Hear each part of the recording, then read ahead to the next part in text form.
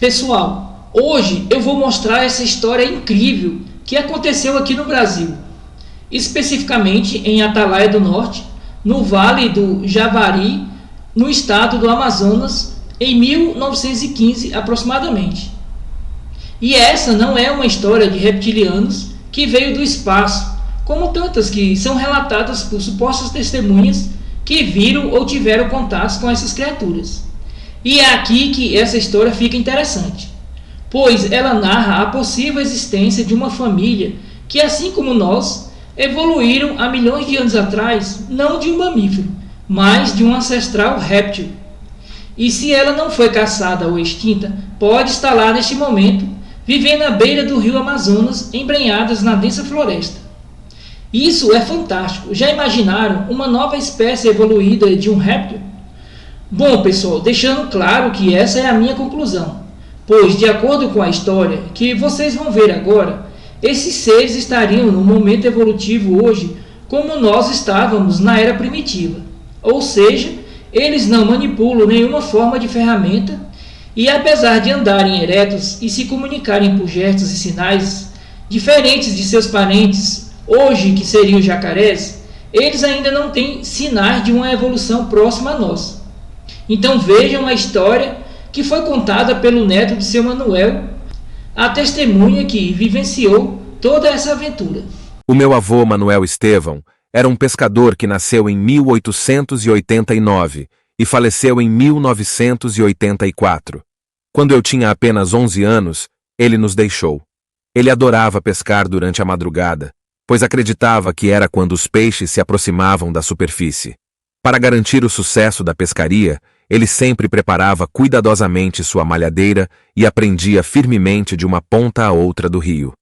Naquela época, os peixes-bois e pirarucus eram muito abundantes nos igarapés e nas cabeceiras dos rios, o que garantia pesca farta. Ao amanhecer, ele voltava para casa com uma grande quantidade de peixes. Meu avô era um homem extremamente curioso e contava uma história sobre pessoas que viviam em um lugar que apenas ele conhecia. Ele sempre observava movimentos estranhos das pessoas do outro lado do rio e notava que algumas delas se banhavam exatamente às 5 horas da manhã. Em um desses dias, ele decidiu se aproximar com sua canoa para descobrir quem eram essas pessoas, pois, segundo ele, não existia outra vila em um raio de muitos quilômetros, além da sua própria. Antes de atravessar o rio com a canoa, ele remou alguns metros à frente, evitando se dirigir diretamente para a margem onde estavam essas pessoas. Ao chegar ao outro lado, ele escondeu a canoa em um lençol de capim na margem do rio e permaneceu escondido. Quando estava a aproximadamente 20 metros de distância, ele dizia que não conseguia acreditar no que via, e disse: eram 6 famílias de jacarés.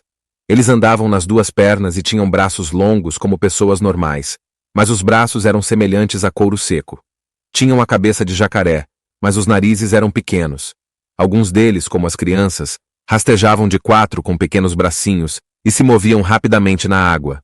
Nenhum deles falava. Eles se comunicavam através de gestos. Eu pensava que eram pessoas carregando grandes jacarés mortos nas costas, mas eles não estavam carregando nada, pois eles próprios eram os jacarés. O momento mais assustador foi quando eles entraram no rio. Apenas um ficou em terra, e esse sentava como uma pessoa na margem, mas era nitidamente um jacaré. Após o acontecido, meu avô disse que levou mais de 10 minutos para sair do lençol de capim, pois não queria fazer nenhum barulho.